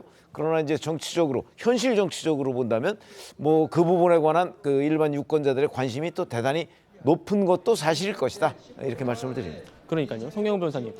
최 의원님 말씀 주셨습니다만 4년 전에 그 재난기본소득 10만 원씩 줄 때는 여당이었어요. 여당에서 총선 치른 거였고 지금 이재명 대표 야당 대표란 말입니다. 정부 여당이 반대하면은 집행할 수 없는 건데 이재명 대표가 먼저 이렇게 현금성 공약을 꺼내든 이유가 뭘까요? 아무래도 본인이 과거부터 그런 재난기본소득이라는 명목으로 현금을 지원해서 재미를 많이 봤죠. 그리고 그렇게 해서 사실은 그 지방자치단체의 재정에는 빚만 남았습니다. 그러나 어쨌든 본인은 그렇게 해서 정치적 기반을 다졌고 지지율이 높아졌기 때문에 그런 경험이 있어서 결국은 유권자들에게 환심을 사겠다는 의도가 아닌가 보입니다. 그런데 예. 과거에도 그 경기도가 재난기본소득이라고 하는 걸 두 차례에 걸쳐서 지급을 하지 않았습니까? 그 2020년에 한 번, 2021년에 한 번 그렇게 지급을 했는데 그때 두 번 지급할 때 2조 8천억 원 정도 썼습니다. 그 돈을 아마 지금도 갚고 있을 겁니다. 그 당시에 상환 계획이 나오기를 2021년부터 2029년까지 분할 상환하는 것으로 나와 있거든요. 그래서 올해도 지금 3,500억 정도 갚아야 되고 내년에 한 5,095억 원, 내후년에 5,022억 원 그렇게 계속 갚아 나가야 되고 이걸 2029년까지 갚습니다. 그러면 이재명 대표의 주장대로 지금 전 국민에게 그 25만 원씩 지급하면 13조 원 정도가 들어가는데요. 이거 다 우리 미래 세대 빚입니다. 그리고 그 13조 원이 만약에 한꺼번에 풀린다고 하면요. 지금 이재명 대표가 노상 물가 이야기하는데 시중에 돈이 풀려서 인플레이션으로 물가는 더 올라갑니다. 그러니까 앞뒤가 안 맞는 주장을 하고 있을 뿐더러 정말 우리 청년들에게 허리가 휘도록 빚을 갚게 만드는 그런 일이다. 그래서 정말 이런 것은 책임 있는 정치인이라면 해서는 안 될 주장이라는 말씀을 드립니다. 예. 돈 준다는데 뭐 싫다는 사람이 누가 있겠습니까만 책임 있는 정치인이라면 국민과의 약속에 신중해야겠죠. 이재명 대표 공약을 실현하려면요. 총 13조 원이라는 막대한 돈이 든다고 합니다. 그러면 어디서 그걸 마련할 건지 그 재원 대책도 함께 제시를 해야 될 텐데 이재명 대표와 이재명 대표를 직접 비판한 국민의힘 윤희숙 후보 얘기 한번 이어서 들어보시죠. 대통령 오면 875원 받을 거고 손님한테는 4,000원 받아요. 푼돈에 가까운 13조 원. 이걸로 여러분 가구당 100만 원씩 줘서 그걸로 동네 장 보러 다니면 돈이 도는 겁니다, 여러분. 이게 경제가 활성화되는 거예요. 이 무식한 양반들아 이렇게 하면 된다고요. 이재명 대표께서 하신 말씀을 좀 되돌려 드리고 싶습니다. 이 무식한 양반아 그냥 계속 대파나 흔드세요. 적어도 나라를 위해서 그렇게 해롭지 않기 때문입니다. 그러나 13조 원을 쓰라고 얘기하는 것은 겨우 잡혀가고 있는 인플레에 기름을 붓는 것입니다. 인플레로 고통받는 국민들에게 인플레와의 전쟁을 계속 연장하자고 얘기하는 것과 다름이 없습니다. 이재명 대표는 성남시장을 지내고 또 경기도지사까지 실물 경제를 또 직접 집행했던 그런 분이기도 합니다만 윤희숙 후보도 KDI 출신이고요. 여야가 인정하는 그런 경제 전문가입니다.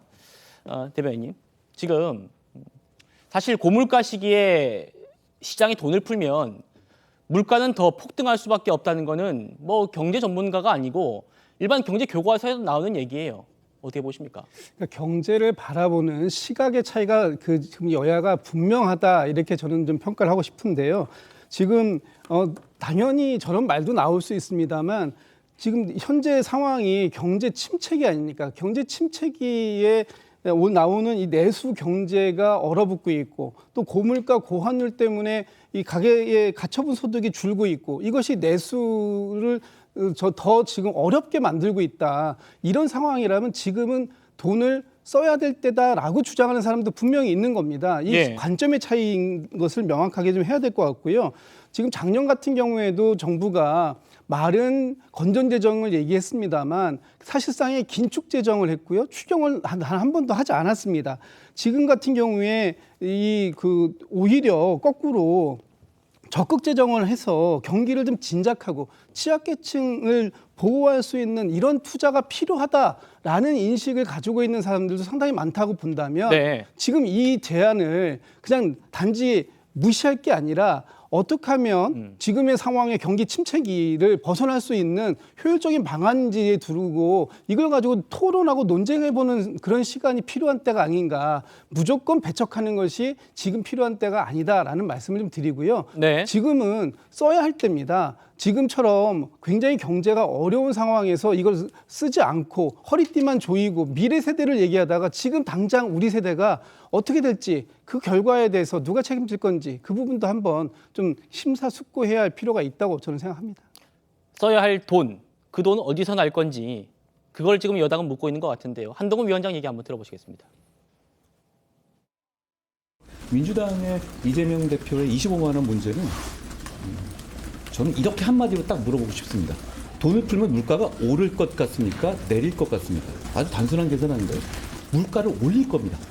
더 사람들을 고통받게 할 겁니다. 이 제안은 문재인 대책이라고 생각하고 그건 책임 있는 정치가 내놓을 수 있는 대책이라고 볼 수 없습니다. 인플레를 오히려 더 자극할 거다. 이런 게 한동훈 위원장의 얘기인데 이재명 대표 반박까지 한번 이어서 들어보시겠습니다. 지원금 관련해서 여권에서는 오히려 그렇게 하면 뭐 인플레를 자극할 수 있다 혹은 지금 민주당이 뭐 선심성 외표행위 하고 있다 이런 식으로 비판을 강하게 했는데요. 아무 반응이 없어서 섭섭했는데 그나마 예상했던 대로 물가 얘기를 들고 나온 것 같습니다. 저는 우리 지원금 지역화폐로 지급해서 동네 골목 상권에 쓰게 했을 때 13조 원 정도 가지고 과연 그게 물가에 얼마나 영향을 줄지 그게 걱정이 돼서 못한다고 하면 저는 정상적인 판단이 아니라고 생각합니다. 송영훈 변호사님, 어떻게 들으셨습니까? 13조 원이란 돈이 물가에 영향을 준다는 건 정상적인 판단이 아니다. 동의하십니까? 물가에 영향을 크게 주죠. 크게 주고 지금 사실 우리가 4년 전부터 양적 완화를 굉장히 전 세계적으로 많이 하지 않았습니까? 코로나 때문에. 그리고 그때 이제 풀린 돈을 회수하기 위해서 전 세계적으로 금리를 올리고 있습니다. 한국도 금리를 올렸습니다마는 가계부채 문제가 심각하기 때문에 기준금리를 3.5%까지밖에 올리지 못하고 더 올리지 못했죠.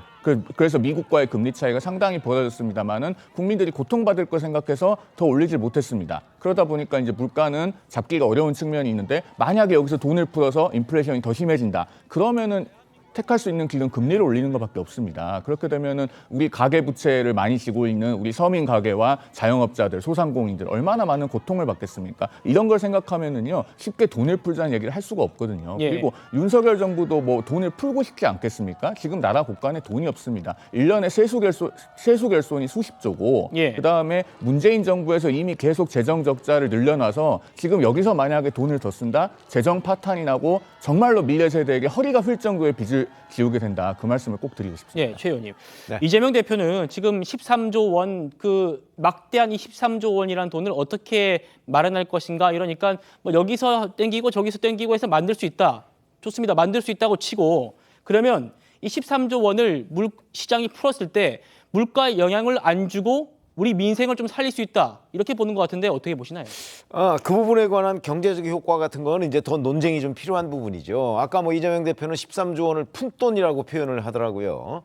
자, 그런데 13조 원이면 우리 연간 예산이 한 650조 정도 되죠. 거기에 뭐 고정 비용 빼고 뭐 그러면 13조 원이 갑자기 풀리는 데에 대한 경제적 효과, 충격 뭐 이거는 제법 있을 거라고 저는 봅니다. 예. 근데 이제 제가 말씀드리는 내용은 정치적 효과 같은 거를 좀 얘기를 할 수 있는 거죠. 그 정치적 효과는 저는 이재명 대표가 지금 본인이 이제 야당 대표입니다. 그러니까 혹시라도 윤석열 정부에서 뭐 민생회복 지원금 이런 뭐 이름은 좀 다른 것일 수 있어도 뭐 이런 부분, 그러니까 4년 전의 기억 또 그 기억에 대한 공포. 아마 이런 것 때문에 저는 문제 제기를 한 것으로 보이고요. 예. 이재명 대표도 이 13조 원의 재원에 대해서는 본인도 그 얘기를 했더라고요. 뭐 이게 결국 국민 세금이다. 그러니까 뭐 빚을 내든가 아니면 다른 예산에 뭐 구조조정 뭐 이런 얘기를 하는데 단순한 구조조정 가지고 13조 원을 마련하기는 쉽지가 않을 것이고 결국은 빚을 내는 거죠.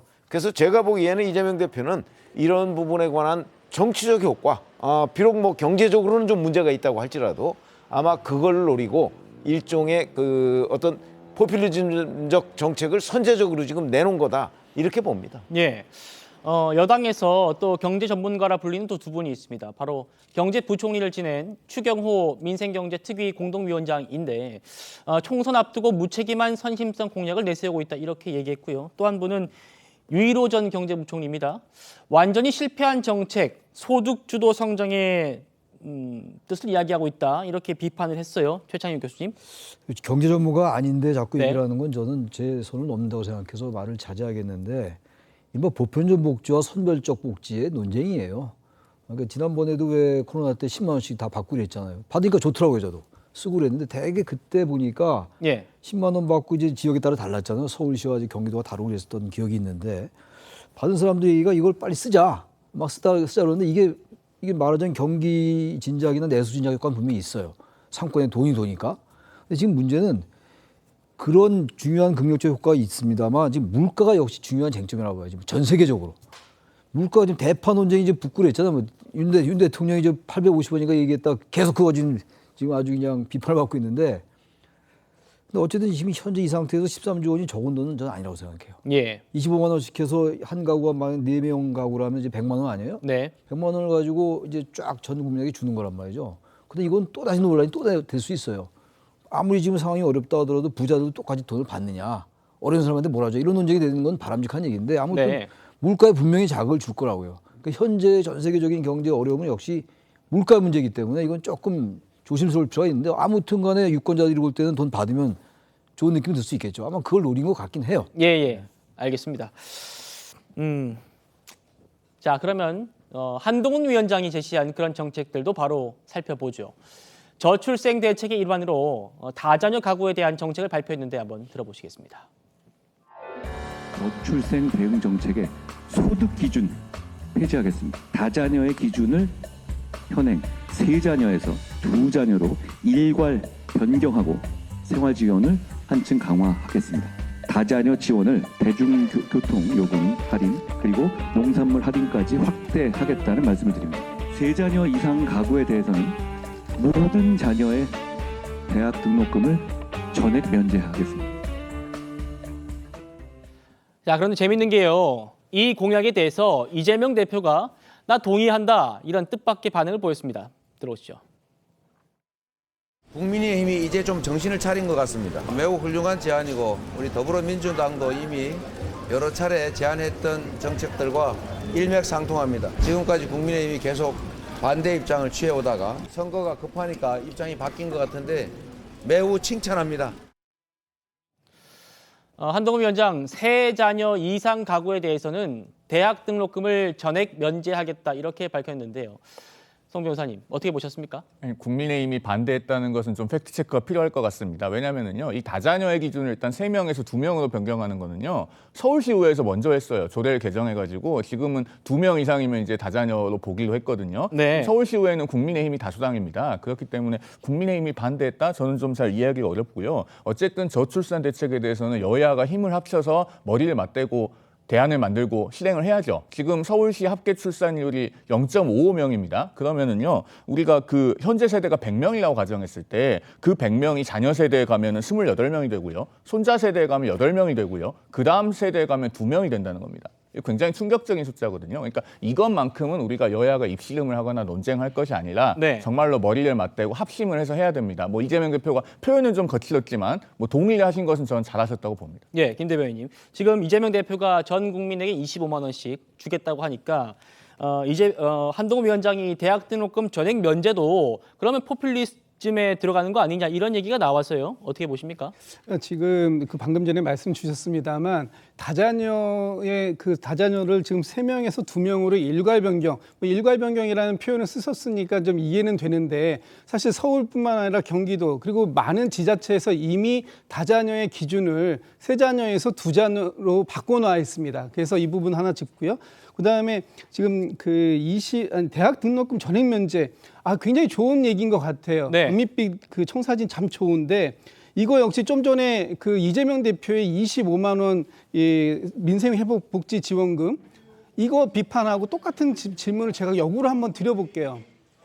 이거는 그러면 구체적인 재원 계획은 어떻게 되는 건지 이거 지금 발표가 없어가지고 제가 좀 모르겠는데 구체적인 재원 계획이나 아니면 언제부터 지금 몇 살 올해부터 하겠다는 건지 아니면은 지금 몇 년도 출생아부터 대학에 들어갔을 때 이걸 대학 지원금을 주겠다라는 건지 이런 좀 구체적인 얘기가 있어야 네. 정확하게 평가를 할 수 있을 것 같은데 지금 상황에서는 어쨌든 전체적인 큰 틀에서는 환영하고 동의합니다만 이 부분도 역시 같은 기준으로 좀 재원 문제 등 이런 부분들을 판단할 수 있었으면 좋았겠다라는 말씀드리겠습니다. 네, 저출생 대책으로 동의하지만 지원 재정 대책이나 이런 것들을 좀 살펴봐야 되지 않겠냐 이런 얘기입니다. 아시다시피 재원 대책이야 결국 세금 아닙니까? 저 이재명 대표가 25만 원씩 1인당 주겠다. 그래서 13조 원이 필요하다는 것도 결국 국민 세금이고 지금 얘기하는 뭐 다자녀, 2자녀 이상 또는 3자녀 이상한테 대학 등록금 전액 면제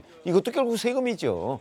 자, 그런데 이제 왜 구체성이 없느냐 하는 부분은 이제 총선 후에 그걸 구체화해 나가겠다는 일종의 공약인 것으로 보이고요. 예. 기본적으로는 이재명 대표는 전 국민한테 1인당 얼마씩 주겠다는 일종의 보편적 복지를 얘기하고 있는 거고 지금 한동훈 비대위원장은 이제 저출산 대책의 일환으로 3자녀 이상인 그 학생들에 대해서 대학 등록금 전액 면제라는 이건 선별적 복지거든요. 그렇죠. 저는 그런 정도의 차이라고 봅니다. 그러나 이제 기본적으로 따지면 그러니까 포퓰리즘이라는 거의 범위는 원래 좀 한계가 모호한 측면이 있어요. 그런 점에서 본다면 저는 이런 여러 가지 특히 선거를 앞두고 뭐 누구를 어떻게 지원하겠다는 부분 뭐 이런 부분에 관해서 선거법에 보면 저런 이 매수나 이해유도 이런 것이 불가능하게 돼 있거든요. 네. 한번 이런 여러 가지의 정책들에 대해서 중앙선거관리위원회에서 한번 유권 해석을 좀 받아봤으면 좋겠다는 생각이 듭니다. 알겠습니다. 이재명 대표요. 현 정부의 그 경제 실정을 부각하는 도중에 우리나라를 북한과 비교하기도 했습니다. 한번 들어보시겠습니다. 지금의 물가가 이렇게 폭등하는 이유가 뭐냐? 일단 수출이 안 됩니다. 수입이 엄청 늘어났지 않습니까? 적자 국가 200등을 넘어서서 북한보다 적자가 더 많이 난 나라가 됐습니다. 맞아요. 이재명 대표가 어떤 자료를 바탕으로 얘기하는지 저희가 지금 직접 살펴봤습니다. 세계 무역 수지라는 그런 지표인데요. 실제로 우리나라가 북한보다 아래에 있는 건 맞습니다. 그런데요.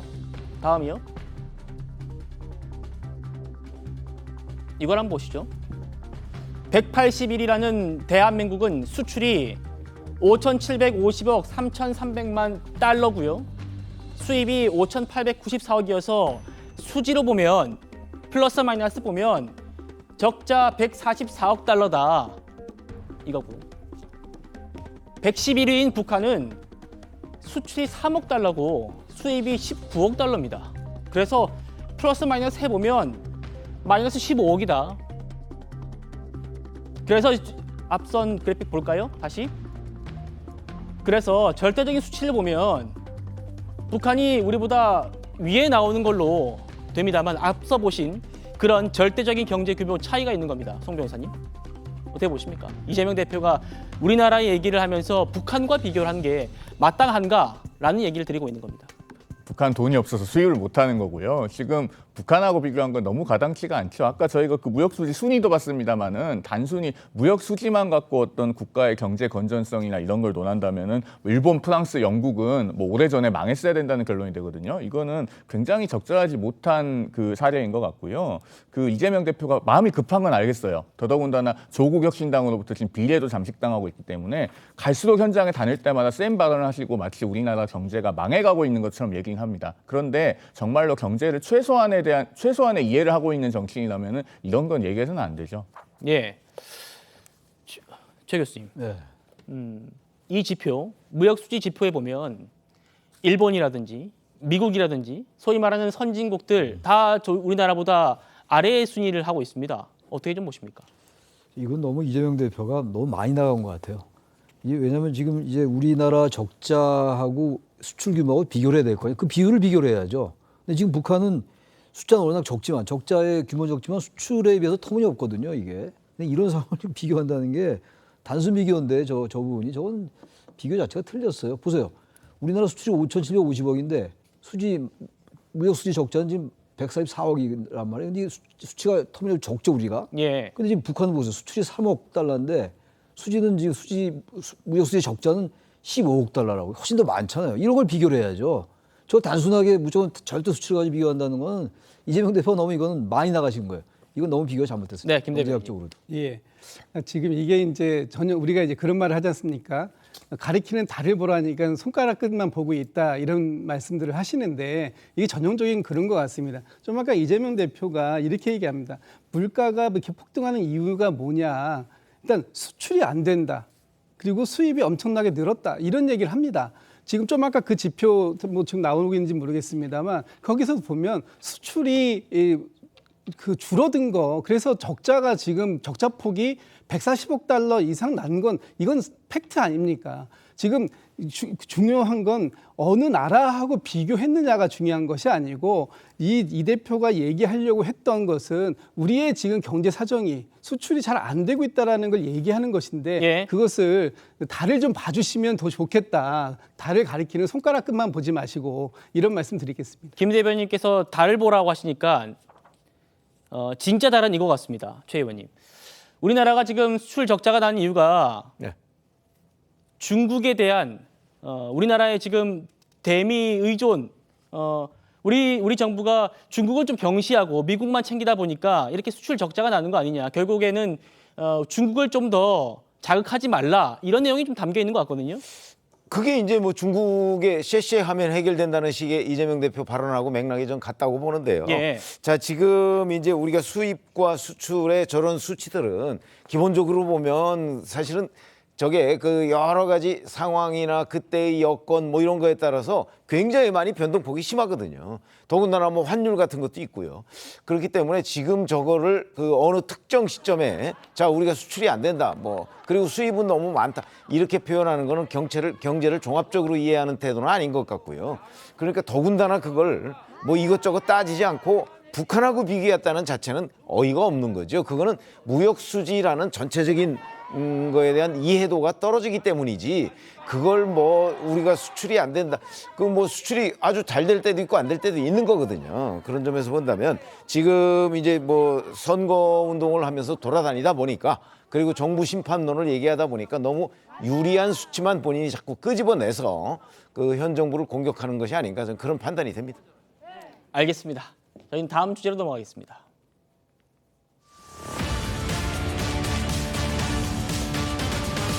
자, 한동훈 위원장 오늘 한강벨트 격전지를 중심으로 유세를 이어가고 있습니다.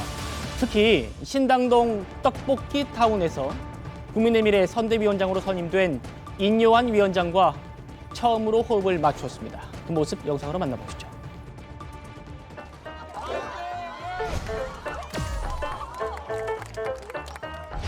성동의 재개발 문제, 바로 문제에 대해서 대한민국 최고의 경험을 가지고 있는 실력 있는 이해운이 해결할 겁니다. 그러기 위해서 국민의힘이 이해운을 이곳에 보낸 겁니다.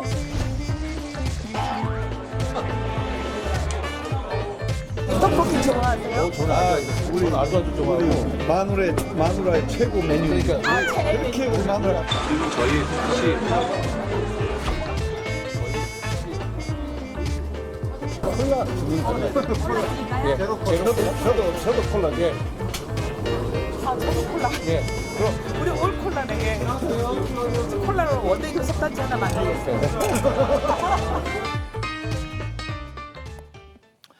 성영훈 대변인님, 지금 한동훈 위원장이 서울 지원 사격에 나섰는데 수도권 판세 다시 한번 좀 집중하겠다 이런 의미 같습니다.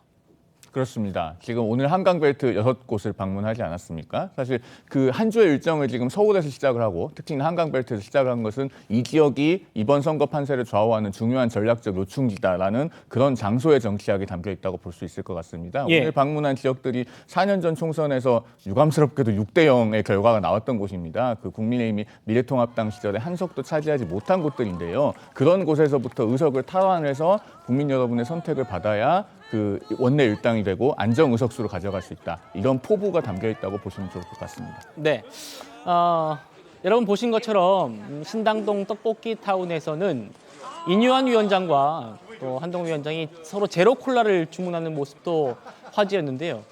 여기서 주된 대화 주제가 공직선거법 준수였다고 합니다. 최 의원님.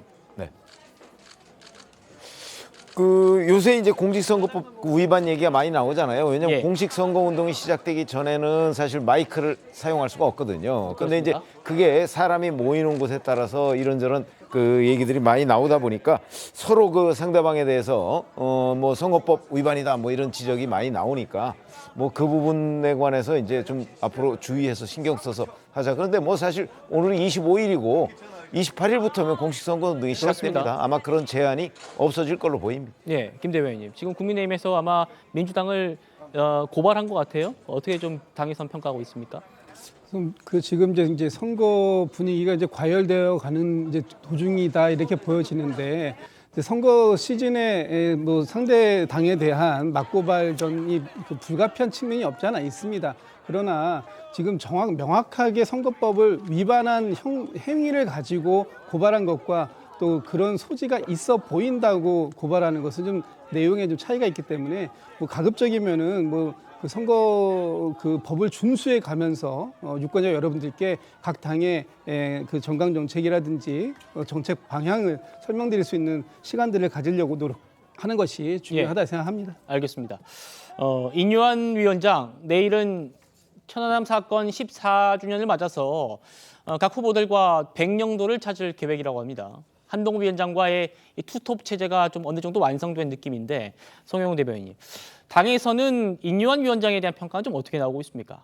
저는 일단 개인적으로는 굉장히 기대가 큽니다. 왜냐하면 직접 뵀을 때요, 굉장히 이분이 풍채도 좋고 말씀 굉장히 솔직하게 하세요. 그러면서 이렇게 말씀하는 걸 들어보면은 또 굉장히 흡인력이 있습니다. 그 제가 면담한 시간이 한 20-30분 됐었던 것 같은데 굉장히 흡인력이 있어요. 그래서 실제로 아마 대중 유세에 나가도 잘 하실 것 같고, 그다음에 이분이 그런 대중적 잠재력이 있음에도 불구하고 또 그 기성 정치는 아니지 않습니까? 그러다 보니까 만약에 유세를 나가면 이제 그 현장에서 청중들의 기대가 좀 있을 것 같아요. 제가 봤을 때는 새로운 인물이기 때문에. 그리고 한동훈 비대위원장이 사실 전국을 혼자 다 커버할 수가 없습니다. 지금 공동선대위원장으로 계신 분들도 본인의 지역구 사정들이 다 각각 있고 하기 때문에 저는 그 인요한 선대위원장이 비록 국민의 미래 선대위원장이지만 사실상 이제 국민의힘과 한 몸이라고 할 수 있기 때문에 이런 투톱 체제가 되면은 상당히 많이 보완을 해주실 것이라는 그런 기대감이 좀 듭니다. 네, 물론 스피커가 좀 다양화되는 그런 효과는 분명히 있을 것 같습니다. 한동훈 위원장 내일 오전에 박근혜 전 대통령의 사저를 방문합니다. 이번 만남을 두고 수사할 때와 입장이 좀 바뀐 거냐 이런 기자들의 질문이 있었거든요. 한 위원장이 어떻게 답변했는지 한번 들어보시겠습니다. 지금 박근혜 대통령께서 이재명 대표나 조국 대표처럼 권력을 장악하겠다고 하고 계신가요? 그렇게 보시나요? 그런 취지가 전혀 아니죠. 저는 이명박 전 대통령님도 찾아가 뵐 계획입니다. 정치인으로서 전직 대통령을 찾아가 뵙는 것은 이상한 일이 아니죠. 한동훈 위원장, 들으신 대로 기자 질문에 박 전 대통령이 이재명 대표나 조국 대표처럼 권력을 장악하겠다고 하고 있냐 이렇게 되물었습니다. 둘은 뭐 조국 대표나 이재명 대표와 박근혜 전 대통령은 비교할 수 없다 이런 취지 같은데 최 의원님 어떻게 들으셨습니까? 그러니까 박근혜 전 대통령이 현실적으로 정치에 개입하고 있지 않다 하는 걸 한동훈 비대위원장이 지금 얘기하고 있는 거죠. 그러니까 본인은 이제 아마 뭐 그 박근혜 전 대통령에 대한 지지자도 있고 이명박 전 대통령의 지지자도 여전히 있는 거 아니겠습니까? 그러니까 국민의힘의 일종의 외연 확장 뭐 이런 거의 일환 또는 지지층 다지기 이런 거의 일환으로 뭐 찾아뵙는 거지 뭐 다른 의미가 없다. 저는 이런 걸 강조하기 위한 것으로 보입니다. 네, 최창인 교수님 어떻게 보십니까?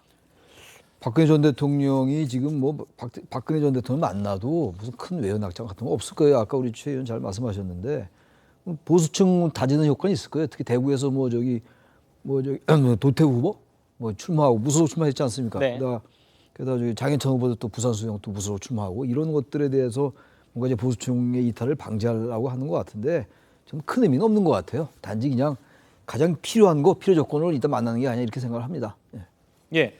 한 위원장과 박근혜 전 대통령의 예방 처음 만나는 건데 송 대변인님, 당에서는 좀 기대하는 바가 있지 않겠습니까?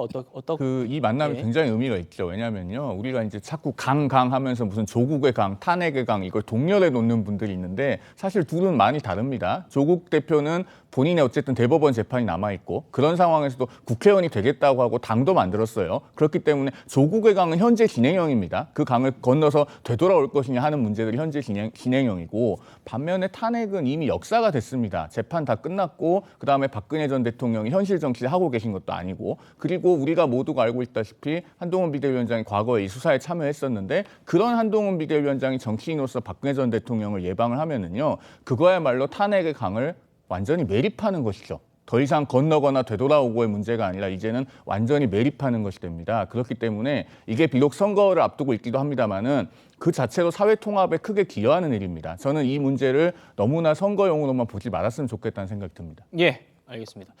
국민의힘은요, 주말 사이에 논란이 됐던 이재명 대표의 강원 서도 전락 그 발언을 두고 비판을 좀 이어가고 있는 그런 모습입니다. 사기학 국가대표 출신이자 국민의미래 공동선대위원장인 진종호 위원장이 이 논쟁에 가세했는데요. 어제 논란의 발언에 이어서 한번 들어보시겠습니다. 그런데 지금 현재 상태로 재정에 대한 대책 없이 분도를 즉시 시행하면 여러분은 강원 서도로 전락할 가능성이 높습니다. 이 대표는 경기도보다 강원도가 못한 곳이다 라는 인식을 가지고 계신 것 같은데, 그건 대단히 오만하고 사리에도 맞지 않는 주장입니다. 제가 전락이라는 표현에서 과도하게 한 것 같습니다. 제 권위가 아니라는 말씀을 드리면서 유감의 뜻을 표합니다. 민주당과 이재명 대표는 이 거세지는 비난을 잠깐 피해가기 위해 유감 표명만으로 어물쩍 넘어가려 해서는 안 됩니다. 지금 즉시 진정성을 갖고 사죄하십시오. 김지용 대변인님, 이재명 대표가 이 강원 서도로 전락 이 표현에 대해서 사과는 했습니다만 여당에서 공세를 이어가고 있습니다. 어떻게 좀 들으셨습니까?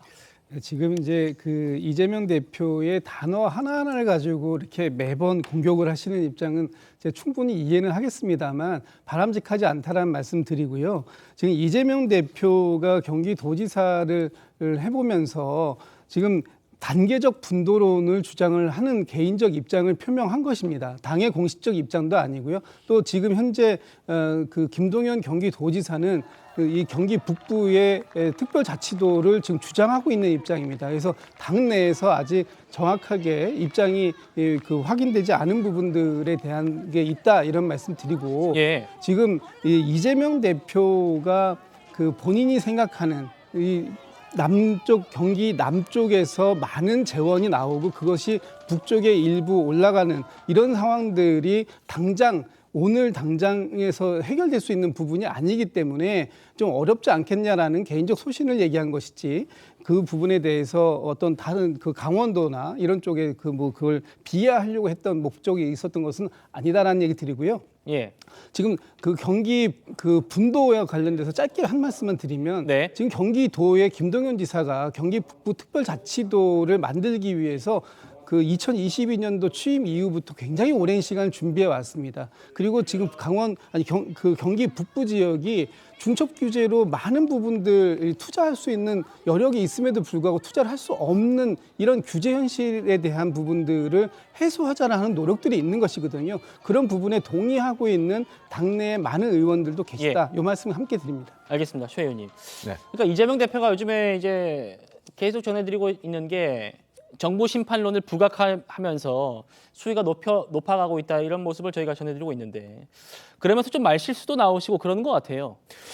그러니까 그게 이제 원인이 뭐냐 뭐 이런 걸 따지면 이제 조국혁신당과의 경쟁 관계, 뭐 조국혁신당은 윤석열 대통령의 임기 단축 얘기를 서슴없이 하지 않습니까? 예. 아마 그런 부분하고 관련이 있을 것 같은데, 그러다 보니까 사실은 이제 원고에 없는 현장에 이렇게 뭔가 그 지지자들이 환호 이런 데 응답하는 그런 발언을 하다 보니까 저는 실수가 자주 있는 것 같고, 자, 그중에 이제 뭐 몇몇 단어를 가지고 문제 삼을 거냐 뭐 이런 식으로 이제 반론을 펴시는데, 제가 보건대는 그 단어에 들어있는 이재명 대표의 인식이 문제라는 거죠. 강원도에는 동도와 서도가 있지 않습니다. 그렇죠? 그런데도 강원 서도라는 걸 그 말을 만들어서 더군다나 거기를 전락이라는 단어와 함께 썼다는 얘기는 강원도는 경기도보다 못하다는 이재명 대표의 평소 인식을 드러낸 것 아닌가요? 그럴 때 우리가 없는 단어를 써서 전락이라는 표현을 씁니다. 그렇기 때문에 아마 강원도민으로서는 저 부분에 관해서 정말 아주 진정성 있는 사과를 받기를 원할 것이고, 예. 그다음에 저뿐만 아니고 이재명 대표가 어느 곳에 가서든지 지금 탄핵이라는 용어만 쓰지 않았지 사실상 윤석열 대통령을 탄핵하자는 식으로 많이 얘기를 하고 있거든요. 이런 부분도 과연 지금 지지층 결집 이런 용도로는 혹시 필요할지 모르겠으나 과연 중도층, 선거 지금 16일밖에 남겨놓지 않았는데 중도층을 확보하는데 얼마나 도움이 될까? 그런 부분에 대해서 저는 부정적으로 봅니다. 그래서 조국 혁신당과의 경쟁을 지나치게 의식한 행보가 아닌가 이렇게 생각합니다. 네, 알겠습니다. 이번 주제 여기까지 하고요. 저희는 다음 주제로 또 넘어가겠습니다.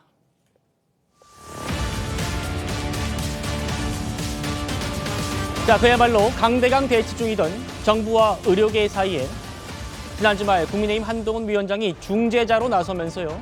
대화 가능성이 조금 열렸다는 그런 평가가 나오고 있습니다. 다만 오늘 전국 의대 교수들의 집단 사직서 제출은 현실화했습니다.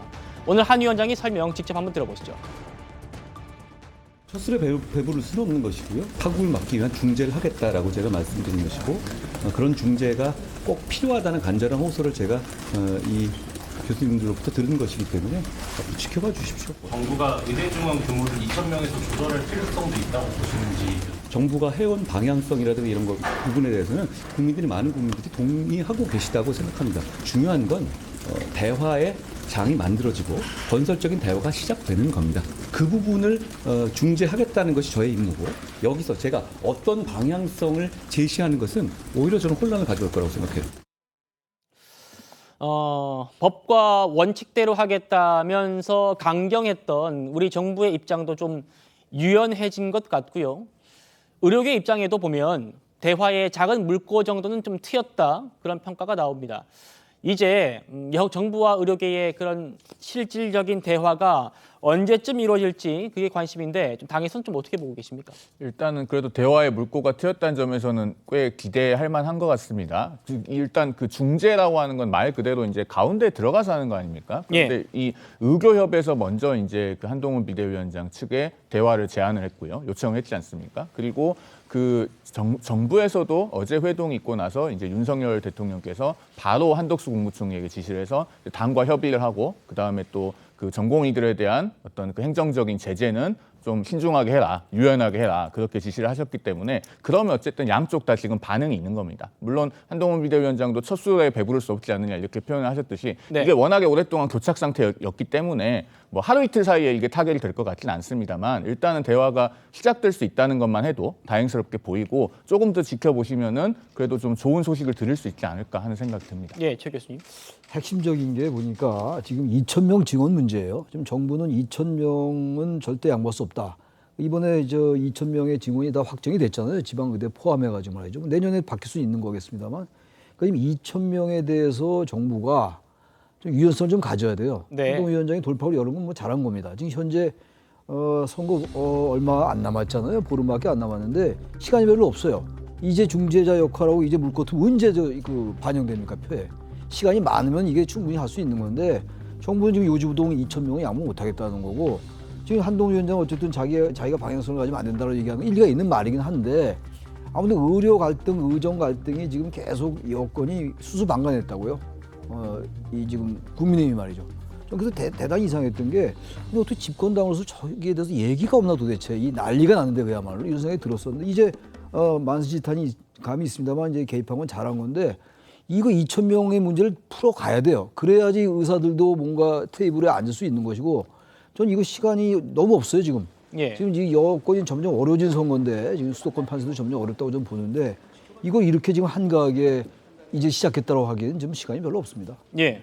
어쨌든 주말 사이에 한동훈 위원장이 중재에 나서면서 지금 정부도 의사들의 면허 정지를 28일로 유예한 그런 상태입니다. 일부 언론 보도에 따르면요, 한동훈 위원장이 의료계와의 만남이 성사됐다가 취소될 뻔한 그런 상황에서도 나는 3달도 안 된 정치인이다, 나를 믿어달라, 이렇게 적극 설득했다.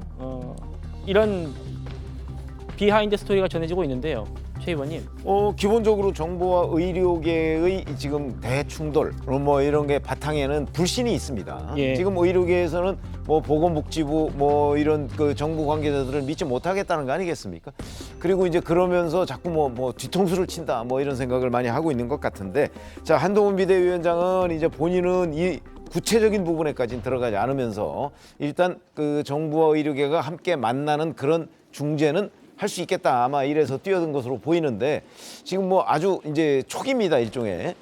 그리고 대신 이제 내일부터 전공의들의 면허 정지에 들어가려고 하는데 그 부분은 정부가 유연하게 일단 예. 밀어놓지 않았습니까? 예. 그 얘기는 이제 그 함께 이게 테이블에 앉을 수 있다, 뭐 이런 걸로 보이는데, 현재 뭐 예를 들어서 정원 문제라든가 뭐 이런 거는 이제 정부에서도 그건 건드릴 수 없다는 입장이긴 한 것으로 보입니다. 그러나 이제 그 협상 테이블에 들어가면 네. 그 테이블에 앉으면 또 얘기가 좀 달라질 수가 있거든요. 그러니까 테이블에 앉는 전제 조건이냐 아니냐까지 만약에 의료계에서 이 정원 문제를 들고 나온다면 아마 협상 자체가 이루어지지 않을 가능성도 있어요. 예. 그러나 그런 문제를 포함해서 협의를 해보자는 거라면 저는 충분히 지금까지 아예 그 상대를 쳐다보지도 않겠다, 뭐 이런 입장에서는 그 비교적 좀 그 물꼬가 트였다, 여기까지는 평가를 할 수 있을 걸로 보입니다. 예, 민주당은 어떻게 평가하십니까?